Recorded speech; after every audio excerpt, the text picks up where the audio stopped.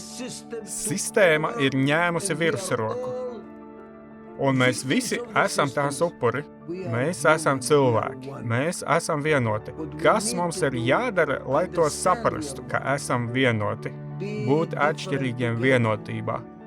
Pasaule kļūst pārāk sarežģīta, lai demokrātija strādātu. Diktatūra arī nestrādā. Mums ir vajadzīga jauna sistēma. Mums ir nepieciešamas radošas sabiedrības struktūra vienības katrā valstī. Radošai sabiedrībai ir jāapvieno un jāorganizē miljoniem cilvēku.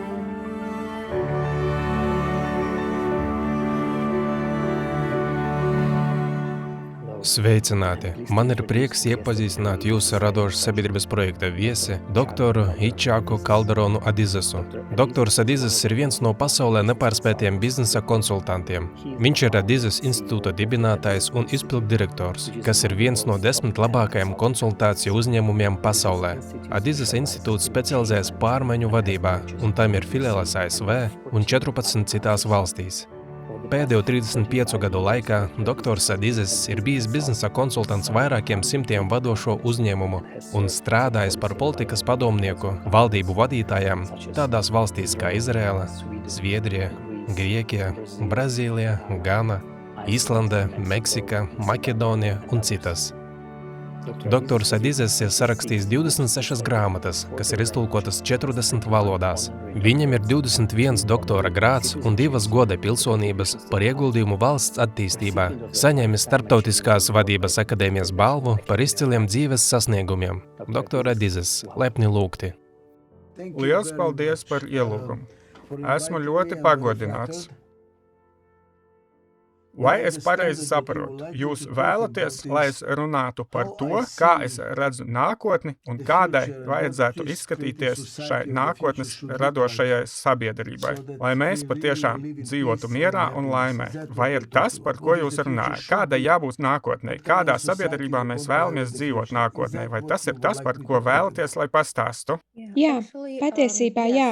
Mēs runājam par radošu sabiedrību, un mums jau ir koncepcija, proti radošu sabiedrības formāts. Kā jau Aleks minēja, mums ir šie 8 radošu sabiedrības pamati. Šie ir pīlāri, uz kuriem mēs varam izveidot radošu sabiedrību.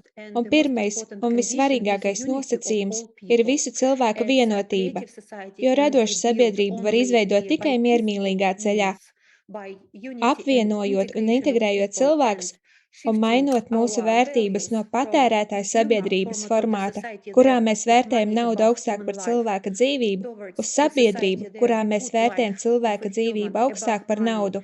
Un mēs pārveidojam visas dzīves sfēras atbilstoši šai vērtībai. Es saprotu, ka radošas sabiedrības mērķis ir radīt sabiedrību, kurā tiek likvidētas mākslīgās robežas, šķelšana un naidīgums attiecībā pret reliģisko piederību, šķelšana pēc tautības, rases, dzimuma, un kurā par galveno mērķi tiek izvirzīta cilvēka dzīvība, nevis nauda. Rodas jautājums, kā? Kā mēs to sasniegsim? Un tas ir tas, ko jūs vēlētos, lai es par to runātu. Vai man ir taisnība? Draugi, tas ir bijis mērķis simtiem tūkstošu gadu, kad cilvēki ir gribējuši dzīvot mierā un būt laimīgi. Saprotiet, kurš teiks, es nepiekrītu. Mums nevajadzētu dzīvot mierā un mums vajadzētu ienīst vienam otru. Neviens tā nedarīs. Es domāju, ka problēma nav kas un kāpēc.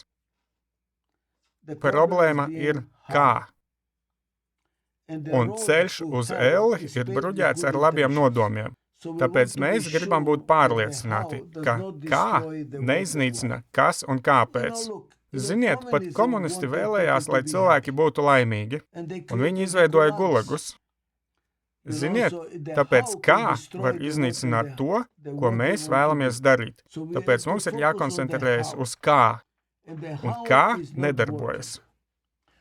Tāpēc es mēģināšu sniegt dažas savas atziņas par to, kā mēs varam radīt tādu radošu sabiedrību, kurā naida robežas ir likvidētas, un mēs beidzot dzīvotu ūdensvīra laikmetā, un mēs visi būtu laimīgi un saules apspīdēti. Ziniet, kā saules rotaļa, beidzot mēs visi būsim kopā un laimīgi.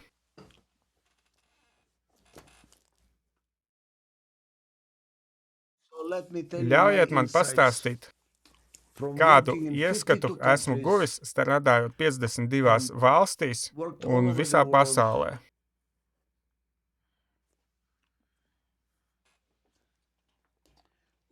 Labi.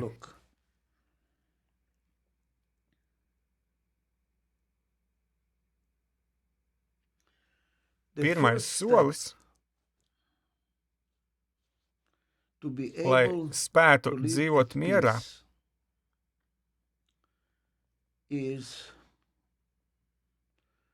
ir atzīt, ka būt atšķirīgam ir pieņemami. Tev nav jābūt tādam kā man. Mums ir jāpieņem dažādība. Jāpieņem atšķirības. Nevis jānoraida atšķirības. Visas nepatikšanas sākas tad, kad mēs nepieņemam to, ka kāds ir atšķirīgs. Mēs vēlamies, lai viņi būtu tādi paši kā es. Tāds ir nacionālisms, tāds ir rasisms. Tāds ir šovinisms, kad viņi nepieņem sievieti. Paskatieties uz manu roku. Tas ir Adizesa filozofijas simbols. Metodoloģija. Paskatieties uz manu roku, un ja jūs iesiet uz jebkuru baznīcu, uz jebkuru lūgšanu namu, un es tikko dabūju vienu no tām bildēm, no Indijas, no Ķīnas, atvainojiet, tas pats ar jebkuru reliģiju. Svētie stāv šādi, aizejiet uz baznīcu un paskatieties uz to. Svētie stāv šādi. Kas tas ir? Vienkārši paskatieties uz manu roku. Tuvajos austrumos to sauc par hamsa.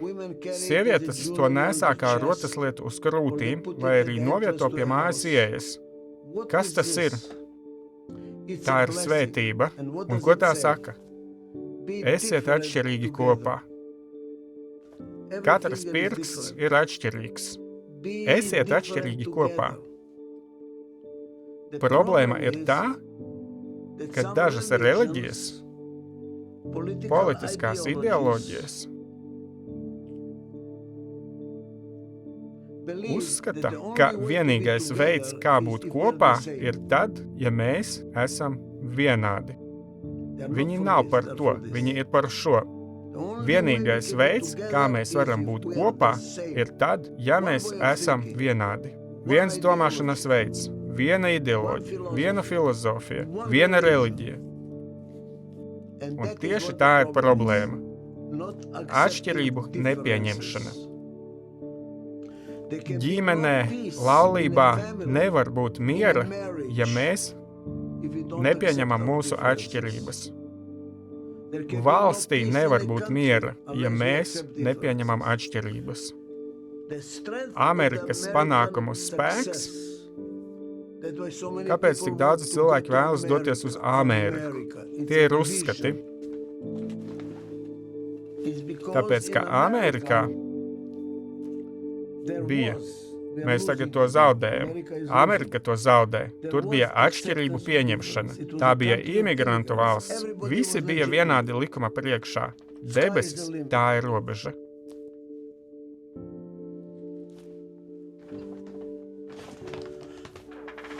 Un kāpēc mēs nepieņemam atšķirības?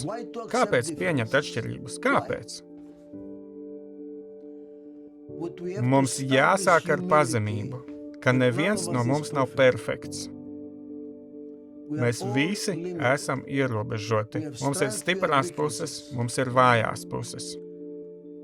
Un kad mēs sanākam kopā tādi atšķirīgi, kas notiek? Mēs radām sinerģiju. Mēs savstarpēji apputeksnējamies. Mēs mācāmies no tiem cilvēkiem, kuri ir atšķirīgi. Dzenbudismas saka, ka ja divi cilvēki par visu vienojas, viens no viņiem nav vajadzīgs. Tas ir tas pats, kas runāt ar sevi. Bet, kad ir savstarpēji papildinoša komanda, savstarpēji papildinoša tauta, atšķirīga. Mēs savstarpēji apputeksnējamies. Mēs mācāmies no atšķirībām. Mēs radām sinerģiju. Jūs mācāties no cilvēkiem, kuri nav tādi paši kā jūs. Brīdī, kad jums ir vienveidība, to, kas jums ir, sauc par tuksnesi. Paskatieties uz tuksnesi. Vienveidība, tikai smiltis. Ejiet uz džungļiem. Wow, tie ir džungļi. Bet tāpēc tie aug. Džungļi ir dzīvi. Tuksnesis ir miris. Vienveidība ir nāve. Dzīve ir daudzveidība. Bet daudzveidība rada konfliktu. Un mums nepatīk konflikti. Jo, ja viņi ir atšķirīgi, tad mēs jūtamies apdraudēti. Ka varbūt mūs nepieņem. Varbūt viņi mūs nepieņems. Mēs viņus nepieņemam tāpēc, ka viņi ir atšķirīgi. Ir bailes no atšķirībām. Kāds ir atšķirīgs? Jūs nezināt, kādi viņi ir. Jūs tiecaties kontrolēt, vai viņi jums ir bīstami. Mums nepatīk atšķirības. Atšķirības mums ir vajadzīgas izaugsmei. Mums ir vajadzīgas atšķirības, lai radītu sinerģiju. 2 un 3 ir 6, nevis 5, jo miedarbība rada kaut ko jaunu. Un tad jūs mācaties. Bet tas ir biedējoši. Tad ko mums darīt? Tieši tā ir problēma. Kā daudzveidību padarīt konstruktīvu, nevis destruktīvu? Kā novērst šīs bailes no atšķirībām?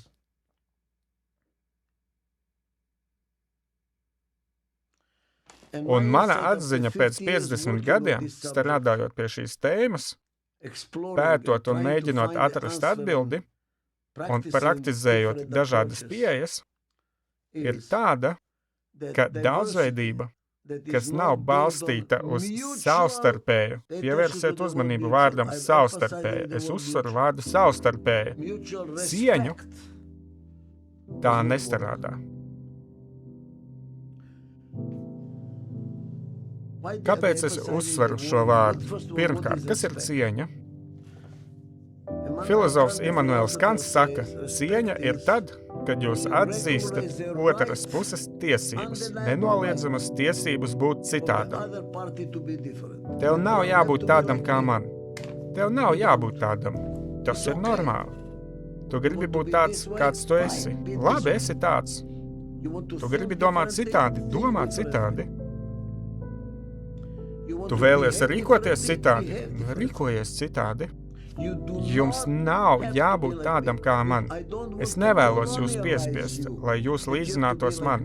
Es nevēlos jūs monopolizēt, lai jūs līdzinātos man. Es tagad runāju nevis par nāciju, es runāju par laulību. Jo viss sākas ģimenē. Vai mēs pieņemam atšķirības mūsu laulībā? Vai mēs pieņemam to, ka bērni ir atšķirīgi? Tas sākas ar to, un no turienes mēs varam skatīties uz valsti, un tad mēs skatāmies uz pasauli. Pārāk daudzi sāk ar, mēs cenšamies mainīt pasauli, nemainot ģimeni. Tas ir jāsāk ģimenē. Tāpēc man, starp citu, ir grāmata Pretstatu spēks. Kā padarīt pretstatus spēcīgus, nevis draudīgus. Man ir grāmata. Tā sākas ar ģimeni. Tā sākas ar mūsu attiecībām. Ar jums un jūsu vīru, ar jums un jūsu sievu. Lūk, kur tas sākas, draugi. Tur tas sākas. Vispirms mēs sāksim ar sevi, tad ar ģimeni, tad ar uzņēmumu. Vai mēs varam pieņemt viens otra atšķirības uzņēmumā, tad valstī, un tad runāsim par pasauli. Jo jūs neizmainīsiet pasauli, ja neizmainīsiet sevi. Un kāpēc, lai jūs to darītu? Kāpēc nepieciešams ne tikai pieņemt atšķirības, bet arī lolot atšķirības, cienīt atšķirības, atzinīgi vērtēt atšķirības, tāpēc, ka no atšķirībām var mācīties. Kad jūs sakāt savai laulātajai, ko tu domā? Es gribu zināt tavu viedokli, jo pats neesmu pārliecināts. Es gribu mācīties no tevis. Varbūt tu redzi lietas, ko es neredzu, un tu iemācīsies no manis to, ko tu neredzi. Tāpēc tam ir jābūt appusējam. Uzsvars ir likts uz vārdu savstarpējs. Paldies! Vai drīkstu jums uzdot vēl vienu jautājumu? Tā kā esmu iepazinusies ar jūsu uzskatiem un grāmatām, man būtu ļoti interesanti dzirdēt jūsu viedokli par to, ka mūsu sabiedrībā šodien vissvarīgākā ir nauda, nevis cilvēka dzīvība. Un tāpēc jūs sakāt, ka jebkuram cilvēkam ir jāsāk ar sevi. Tā neapšaubām ir taisnība. Bet tagad pati sabiedrības struktūra ir īstenota tā, ka cilvēks nav tik svarīgs kā viņa kapitāls vai nauda. Tātad, kā jūsuprāt varētu izskatīties sabiedrība, kuras centrā ir cilvēks?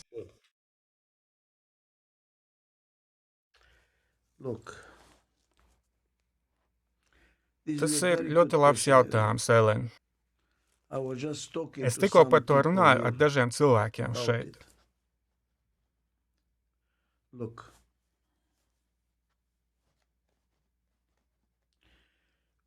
Ja jūs vēlaties saprast, kā uzvedas uzņēmums, ja jūs vēlaties redzēt, kā uzvedas valsts, es uz to skatos kā uz laivu, kuģi. Es varu pateikt, kādā virzienā kuģis virzīsies, pa kreisi vai pa labi, atkarībā no tā, kurš dzinējs ir spēcīgāks. Ja labais dzinējs ir ļoti spēcīgs, spēcīgāks par kreiso dzinēju, es zinu, kuģis brauks pa kreisi. Tātad, ja es gribu mainīt virzienu, kurā kuģis dosies, man ir jāmaina dzinēju relatīvais spēks. Man ir jāpalielina kreisā dzinēja spēks un jāsamazina labā dzinēja spēks. Mūsdienās vēsturisku iemeslu dēļ biznesa sabiedrība, biznesa vide, biznesa organizācija ir ārkārtīgi spēcīga. Bet sociālā vide, tie, kas mīl uzstāties ar lozungiem, mēs mainām pasauli un vēlamies mainīt pasauli, ir vāji. Ļaujiet man jums paskaidrot, kas tiek domāts ar vārdiem spēcīgs un vājš. Uzņēmējdarbības vide ir attīstījusies simtiem gadu. Kapitāla tirgi, bankas, nauda, stratēģiskās alianses, mārketinga stratēģijas, nauda, kas tērēta, lai analizētu, kā pārliecināt patērētājus un kā panākt, lai jūs pirktu kaut ko, kas nav labs jūsu veselībai, bet jūs to pirksiet. Viņi zina, kā manipulēt ar jūsu prātu, lai jūs to nopirktu. Mārketinga teorija, patērētāju uzvedība, lietišķā psiholoģija. Lai apmācītu cilvēkus, kā to darīt, viņiem ir skolas, ko sauc par biznesa skolām. Viņiem ir tehnoloģija, ko sauc par IT, mākslīgais intelekts, kurš ir ārkārtīgi spēcīgs, un tie darbojas kopā. Uzņēmējdarbības vide ir integrēta. Jūsu piegāde un ražošana un pārdošana un visu veidu līgumi un vienošanās ir ārkārtīgi spēcīgi, jo tie strādā kā viens vesels. Bet tie, kas runā par cilvēka dzīvību, viņi ir izkaisīti. Tūkstošiem bezpeļņas organizāciju, filantropijas organizāciju. Katrs strādā pats par sevi, lai sasniegtu kādu noteiktu mērķi. Tās rūpējas par vardarbībā cietušiem bērniem, tās rūpējas par vardarbībā cietušām sievietēm, tās rūpējas par vēzi, tās rūpējas par sazin ko. Tūkstošiem, miljoniem filantropisko organizāciju, kas strādā pašas par sevi. Mēs nekad neuzvarēsim. Nav nekādu izredžu. Nekādu iespēju. Es apgalvoju, ka visas šīs organizācijas, tostarp radošā sabiedrība, tās nestrādās. Iedomājieties, jūs iebāžat roku ūdenī un uzskatāt, ka esat izveidojuši caurumu. Izvelciet roku un redzēsiet, ka nekas nav noticis. Tas nedarbosies. Pirmais, kam jānotiek, un es nezinu, kas to izdarīs, ir panākt, lai visas šīs labi domājošās, sociāli orientētās, ar sirdi pildītās organizācijas sanāk kopā un saka, ka mēs varam to izdarīt kopā, lai mainītu pasauli. Neviens no jums viens pats neizmainīs pasauli. Tas ir tikai plāksteris, un jums šķiet, ka kaut ko maināt. Santa Barbarā, kur es dzīvoju, ir 900 filantropijas organizāciju. Tās savā starpā nekomunicē. Ja mēs paņemtu visā pasaulē visas filantropiskās organizācijas, labi domājošās organizācijas, jūs zināt, cik daudz cilvēku tajās sastāv? Droši vien miljards cilvēku. Jūs zināt, cik tur ir naudas? Vairāk nekā miljards, miljardiem dolāru. Taču viņi nav apvienoti. Ja mēs tos apvienosim un izveidosim kopīgu stratēģiju, kā mēs taisamies mainīt šo biznesa pasauli, mēs spēsim to izdarīt. Mēs to spēsim izdarīt. Ļaujiet man jums kaut ko pateikt. Es strādāju ar biznesa pasauli. Es strādāju ar uzņēmumu vadītājiem visā pasaulē. Viņi nav slikti cilvēki. Viņus pat tiešām uztrauc tas, kas notiek, tāpat kā jūs un mani. Viņi ir noraizējušies par to, ka viņu bērni pavisam drīz nevarēs spēlēties uz ielas, laukā, parkā, jo saule viņus iznīcinās un izraisīs vēzi. Viņi vairs nebūs aizsargāti. Viņi vairs nepazīs puķes, nepazīs dzīvniekus. Viņi visu dienu sēdēs mājās un spēlēs datorspēles. Viņi nevarēs iziet ārā noziedzības dēļ, vai arī saules dēļ viņi saslims ar vēzi. Viņi nevarēs elpot. Šie cilvēki pat tiešām ir noraizējušies. Katrs no kompāniju vadītājiem, kas ir mani klienti, ir nobažījušies par to, kā tā sanāca, ka pati sistēma liek viņiem to darīt. Viņiem nav izvēles. Ja esat izpilddirektors un nenesat tādu peļņu, kādu pēc akciju tirgus prognozēm jums vajadzētu nest, jūsu īpašnieki pārdos akcijas, jūsu akcijas kritīsiet un jūs tiksiet atlaists. Viņiem nav izvēles. Sistēma ir pārņēmusi varu, un mēs visi esam sistēmas upuri. Mēs neesam ļaundari, mēs esam upuri. Mums ir jāmaina sistēma. Bet, lai mainītu sistēmu, mums ir jābūt politiski spēcīgiem. Jūs neizmainīsiet sistēmu, ja nebūsiet politiski spēcīgi, jo politiķi skatās uz balsīm, cik balsu es saņemšu. Mums ir jāapvieno šie cilvēku miljardi, lai pateiktu, ka mēs visi balsosim par tiem politiķiem, kuri tic tam, kam mēs ticam, un viņi mainīs sistēmu. Ja mēs neizmainīsim sistēmu, tas nenostrādās. Bet, lai mainītu sistēmu, mums ir jāpanāk, lai politiķi būtu mūsu pusē. Lai iegūtu politiķus mūsu pusē, mums ir jāpanāk, lai notiktu balsošana. Lai notiktu balsošana, mums ir jāapvienojas. Tā ir politiska cīņa. Taču cilvēki to nesaprot. Jūs zināt, ka viņi rūpēs par vardarbībā cietušām sievietēm, vardarbībā cietušiem bērniem, cietušiem cilvēkiem un tam līdzīgi. Tas ir ļoti labi, bet ziniet ko? Tas neizmainīs pasauli. Tā kļūs sliktāka, sliktāka, sliktāka un sliktāka. Ne tāpēc, ka uzņēmēji ir slikti cilvēki, tāpēc, ka viņi strādā sistēmā un ja līs lietus, viņiem pie rokas ir jābūt lietus sargam. Nav izvēles, viņiem nav izvēles, viņi ir sistēmas upuri tāpat kā mēs. Un politiķi arī nevar mainīties, jo viņi ir lobēšanas upuri. Bet lobēšana kalpo uzņēmējiem. Un uzņēmējiem tas ir jādara, citādi viņi tiks atlaisti. Viņiem ir jārada peļņa. Mēs visi kļūstam par upuriem. Sistēma mūsu cilvēkus ievelk. Vai tiešām jūs to nesaprotat? Kad es mēģinu izmainīt uzņēmumu, es cilvēkiem saku, paskatieties uz manu roku. Kad jūs sakāt, tu esi slikts zēns, tu nedari to, kas tev ir jādara. Viens pirksts norāda uz jums. Viņš arī norāda uz Dievu, it kā Dievs to ir izdarījis. Nabaga puisis nenokontrolēja sevi, kaut kas notika, ziniet, viņš vienkārši, ko viņš var izdarīt? 3 pirksti atkal norāda uz jums. Mums nav pareizās sistēmas, mums nav atlīdzības sistēmas, mums nav pareizās informācijas. Šī sistēma nedarbojas. Mums ir jāmaina sistēma. Demokrātija vairs nedarbojas.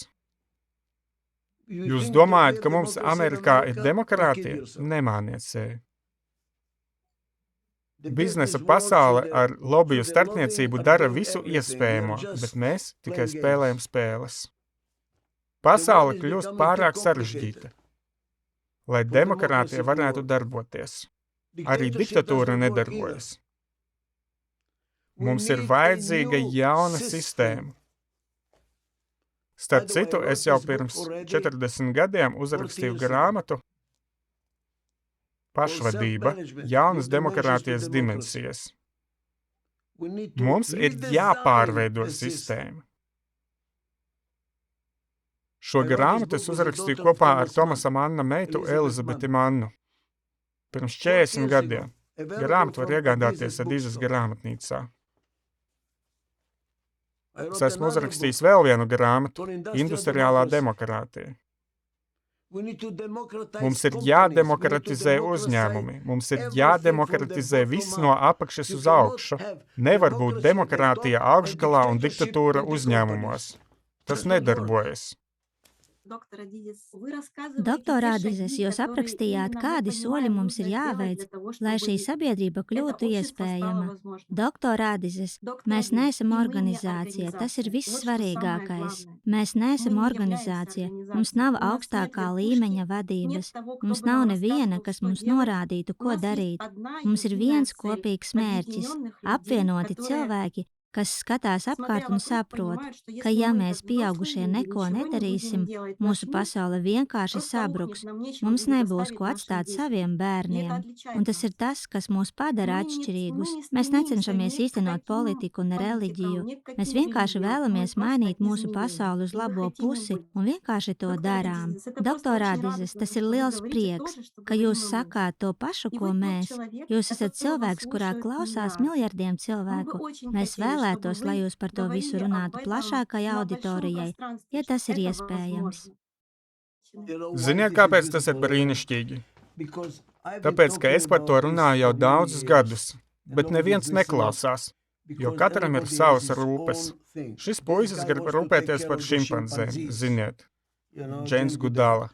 Kāds grib rūpēties par vēzi, kāds grib rūpēties par... Jūs esat pirmā organizācija, kas saka, mēs nevēršamies pie kaut kādas konkrētas problēmas, mēs skatāmies uz to visu kopumu, vai ne?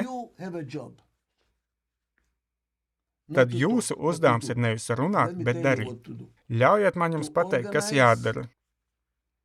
Organizēt fórumu, kurā visas šīs organizācijas sanāktu kopā un apspriestu, kā mēs varam kopā organizēties, lai izmainītu pasauli, nevis atsevišķi, bet kopā, un uzbūvēt radošu sabiedrību, apvienojoties ne jau ap konkrētu problēmu, vēzi, sieviešu vai bērnu problemātiku, bet ap kopīgo teoriju, kopīgo filozofiju.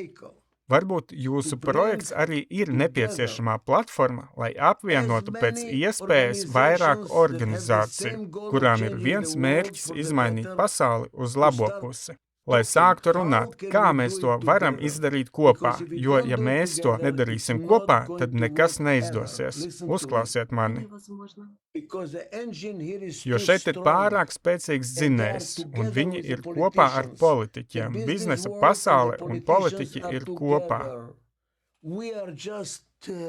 Mums ir tikai labi nodomi, tas nedarbosies.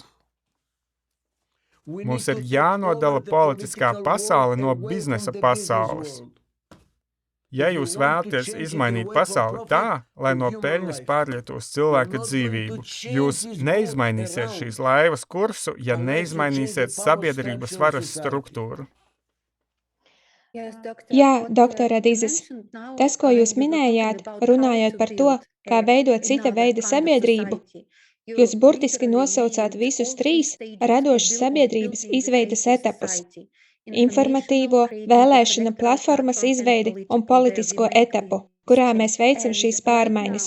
Un taisni šobrīd mēs esam tā platforma, kas var apvienot visas organizācijas un visus cilvēkus pasaulē. Mūsu nākamais fórums notiks 7. maijā. Mēs aicinām visu pasauli, visus speciālistus, organizācijas un privātpersonas pievienoties šim fórumam. Līdz šim pasaulē nav bijis līdzīga projekta kā radoša sabiedrība. Tāds nekad nav bijis. Mēs runājam par to, lai visa pasaule apvienotos un darītu to, kas mums ir jādara. Ļaujiet man jums teikt, kādu ieguldījumu es vēlētos dot jūsu projektā. Ieceres ir lieliskas. Tās ir likumīgas, motivējošas, aizraujošas. Bravo! Un daudziem cilvēkiem ir enerģija, un viņi vēlas kaut ko darīt. Taču ir problēma. Es esmu strukturālists.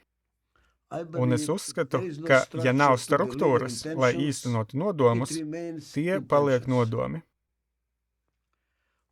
Tagad mums ir vajadzīga struktūra. Jums ir platforma, cilvēki savā starpā sarunājas, bet ziniet ko? Manuprāt, mums ir nepieciešams aizstāt apvienoto nāciju organizāciju. Apvienoto nāciju organizācija ir debašu centrs, kur cilvēki vienkārši runā. Mums ir vajadzīga citāda apvienoto nāciju organizācija. Organizācija, kurai ir plāns, kā panākt reālas pārmaiņas, un kurai ir plāns, kas ir jādara pirmkārt, kas otrkārt, kas treškārt, kas to darīs un kad. Es domāju vadību. Mums ir vajadzīgs menedžments, nevis tikai labi nodomi. Tātad, ja mums ir platforma un cilvēki pievienojas platformai radoša sabiedrība, tad parunāsim par to, kā mums izveidot pareizo struktūru, lai sāktu īstenot pārmaiņas. Un tas, manuprāt, ir nākamais solis. Jums ir mērķis, kurš ir ļoti skaidrs. Cilvēka dzīvība ir svarīgāka par naudu. Bravo! Noņemam naidu pret atšķirībām, pēc reliģijas, nacionalitātes, vienalga ko, un mēs atveram robežas. Un starp citu, es gribētu jums parādīt vēl vienu bildi. Mans draugs, kurš bija kinorežisors, vēlējās uzņemt filmu bērniem. Filma bija par mazu valsti ar karali, kuram bija skaista meita. Šī valsts bija ļoti dīvaina, jo visiem cilvēkiem tajā valstī bija jāvalkā maska, lai neviens neredzētu viņu seju. Vienam bija grāmatveža maska, citam skolotāja maska, citam priestera maska, vēl citam, bet katram bija tā maska, kas viņš bija. Un tad meita saslima, bija tuvu nāvei. Un tēvs, kurš viņu ļoti mīlēja, teica, ko tu gribētu, kāda ir tava pēdējā vēlēšanās? Un viņa atbildēja, pirms es mirstu, es gribētu, lai visi cilvēki noņemtu maskas. Un šajā filmā viņi visi, tēvs, karalis dod pavēli visiem noņemt maskas. Un filmā, kad cilvēki noņem masku, atklājas, ka visas sejas ir vienādas. Aiz maskas mēs visi esam vienādi. Mēs esam cilvēki, mēs esam vienoti. Mums ir jāsaprot, ka esam vienoti. Kā mums to panākt? Mums ir vajadzīga struktūra, lai to nodrošinātu. Mums ir nepieciešams sekretariāts, kas patiešām sāks vadīt mijiedarbību un veidot stratēģiju. Un pēc tam aktivizēs šo stratēģiju, lai panāktu pārmaiņas. Pretējā gadījumā, ieklausieties manī, runas ne pie kā nenovedīs. Ar labiem nodomiem mēs nekur nenonāksim. Mums ir vajadzīga struktūra. Mums ir vajadzīgs sekretariāts pa visu pasauli. Mums ir vajadzīgas radošas sabiedrības nodaļas katrā valstī. Tās ir jāvada vienotam centram ar vienu stratēģiju un jāvadās pēc viena plāna. Mums ir jāsāk ar mazumiņu, lai pierādītu, ka mums var būt muskuļi un virzoties tālāk tie ir jāattīsta. Es uzņēmu video ar Dādži, ar guru no Indijas. 2 miljoni cilvēku viņā klausījās. Kā pārvaldīts ar sirdi. Tādu cilvēku ir daudz. Visi runā par vienu un to pašu. Vakar es vakariņoju ar dažiem cilvēkiem šeit, Santa Barbarā. Viņi tērēja miljoniem dolāru, lai uzņemtu filmas par to, kā mainīt pasauli. Lai parādītu un iedvesmotu cilvēkus mainīties. Ir vēl viena filma ar nosaukumu Mans varonis. Tiek tērēti miljoniem dolāru, lai veidotu filmas par varoņiem, par to, kā cilvēki maina pasauli. Visi ir norūpējušies par to, kā izmainīt pasauli, bet nekas nenotiek. Izņemot to, ka mēs ejam un dedzinām riepas, un tad rīkojam demonstrācijas. Tas nedarbojas. Mums ir jāorganizējas. Ar šīs platformas palīdzību mums ir jāpanāk, lai cilvēki saka, mums ir radošas sabiedrības nodaļa Amerikā, nodaļa Santa Barbarā, nodaļa Ņujorkā, nodaļa Kijevā, un mēs visi sāksim strādāt unisonā, lai kaut ko mainītu. Bet ko tieši mainīt? Mums ir jāizlem, kas ir pirmā lieta, kas jāmaina. Sākumā tās var būt nenozīmīgas pārmaiņas, kas ir jāveic visā pasaulē. Un tad mēs pāriesim pie kaut kā lielāka un vērienīgāka. Bet mums ir vajadzīga tāda struktūra, lai mēs visi balsotu vienādi. Vienā un tajā pašā laikā visās valstīs. Starp citu, Soros mēģināja to darīt un cieta neveiksmi. Soros mēģināja to darīt, viņš iztērēja miljoniem un miljonu dolāru atvērtai sabiedrībai, un viņam tas neizdevās. Kāpēc? Viņš nebija pietiekami spēcīgs. Politiķi bija spēcīgāki par viņu. Tie viņu nogalināja. Mums ir jāķeras pie saknēm, no pašām saknēm, no apakšas, lai piesaistītu miljoniem cilvēku. Tad viņus nevarēs nogalināt. Radoša sabiedrība tas ir paņemt visus šos miljonus cilvēku un organizēt tos. Un ziniet, kas tad notiks? Mēs uzvarēsim.